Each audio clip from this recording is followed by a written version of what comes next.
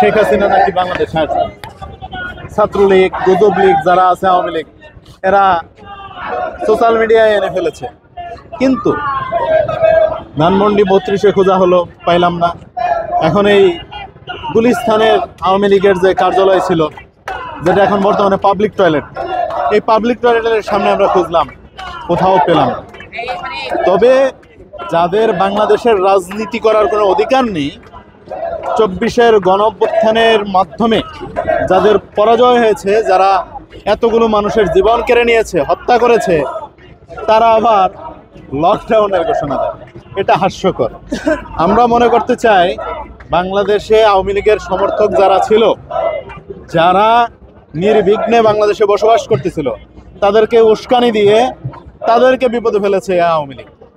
আওয়ামী লীগের অন্যান্য নেতাকর্মী যারা নিরাপদে ছিল, যাদেরকে মানে অন্যান্য রাজনৈতিক দলের নেতাকর্মীরা, প্রশাসন কোনোভাবে ডিস্টার্ব করে নাই নিরীহদেরকে।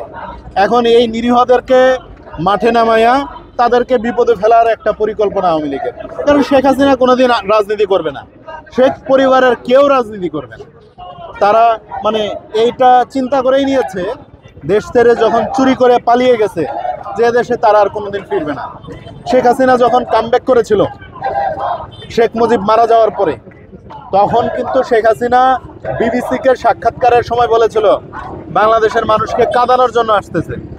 সে ওই ব্যবস্থাই করে তারপরে দেশ ছেড়ে পালিয়েছে।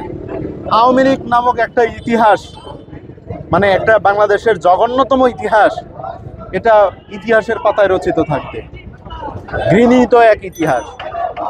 ৭১-এর স্বাধীনতা যুদ্ধকে পুঁজি করে, নিজেদের দলীয়করণ করে তারা আমাদের এই বাঙালি জাতির, বাংলাদেশের মানুষের অনুভূতির জায়গাটাকে ক্ষুণ্ণ করেছে এবং সেই চেতনা বিক্রি করে দীর্ঘ সময় ক্ষমতার চেয়ারে বসে থেকে এদেশের মানুষের ভাগ্যের পরিবর্তনের নামে নিজেদের ভাগ্যের পরিবর্তন ঘটিয়েছে।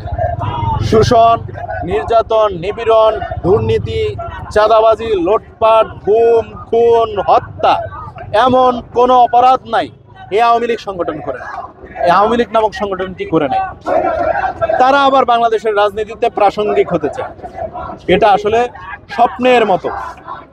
এই স্বপ্ন জেগে থেকে আওয়ামী লীগ দেখতেই পারে ওবায়দুল কাদের ভিডিও বার্তা দেয় বিদেশের মাটিতে বসে। আমরা বলি দেশে আসেন, আপনারা অন্যায় করেছেন, অন্যায়ের বিচার হবে আদালতে। আইনের প্রয়োগ বাংলাদেশে শুরু হয়েছে, আইন প্রয়োগ হবে, বিচার হবে। আপনি যতটুকু অপরাধ করেছেন ততটুকুই বিচার হবে। এরপর দেখা যাবে, যদি আপনি সেখান থেকে মুক্তি হওয়ার মতো সুযোগ থাকে তাহলে আইন আপনাকে মুক্তি দিবে। কিন্তু বিদেশে বসে আপনি লকডাউন ঘোষণা দেন। আরেকটা আছে পাগল, গাজীপুরের সাবেক সিটি মেয়র, আত পাগল। এই পাগল কিছুক্ষণ পরে পরে সোশ্যাল মিডিয়ায় একটা করে স্ট্যাটাস দেয়, ময়মনসিংহ মহাসড়ক দখল হয়ে গেছে। কই, আমরা আসলাম নির্বিঘ্নে, কোথাও তো হয় নাই।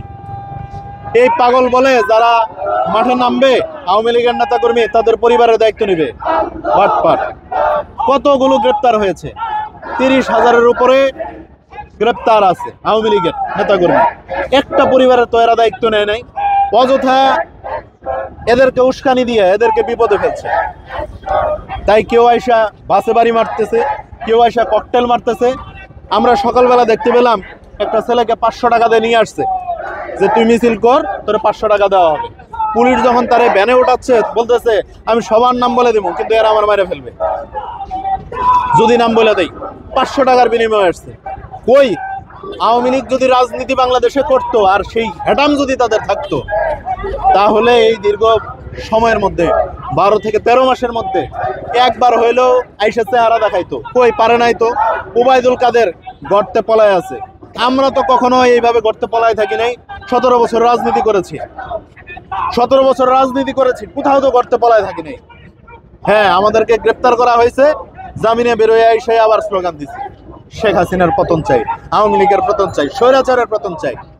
মাঠে আবার নামছি, রিমান্ডে নিয়েছে, পিটাইছে, জামিন নিয়ে আবার এসে আবার শুরু করছে।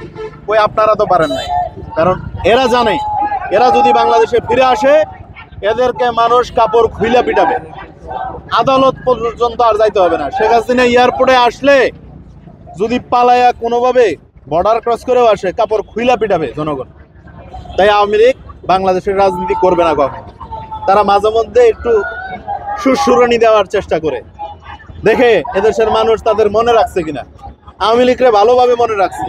চোর বাটপার খুনি লুচ্চা বদমাইশ সিটারদের দর আওয়ামী লীগ, এটা ভালো করে বাংলাদেশের মানুষ মনে রাখছে। বাংলাদেশের মানুষ একদম ক্লিয়ার, এই আওয়ামী লীগকে আর কখনো চায় না। বাংলাদেশে আওয়ামী লীগ নামক কোনো রাজনৈতিক দল রাজনীতি করব সেটা বাংলাদেশের মানুষ চায় না। আর আওয়ামী লীগ আসবে না। এই পাবলিক টয়লেট হিসেবেই থাকবে। গুলিস্তানের যত ব্যবসায়ী আছে তাদেরকে বলবো যে আপনাদের যখনই ধরবে, ছোট বড় যেটাই ধরুক, এখানে এসে সারবেন। ঠিক, এটা আপনাদের জন্য উন্মুক্ত, এটা আপনাদের জায়গা, আপনাদের পাবলিক টয়লেট। যে কয় তালা দেখতেছেন সব তালায় আপনারা সাইজ করবেন। এই ছোট বড় যেটা ধরুক এখানেই এসে সারবেন, বুঝছেন? এটাই হলো আপনাদের গুলিস্তানের সকল ব্যবসায়ী ভাইদের এবং পথচারী যারা আছেন, এটা হলো পাবলিক টয়লেট। আমি চাই এটা সরকারিভাবে পাবলিক টয়লেট ঘোষণা দেওয়া হোক।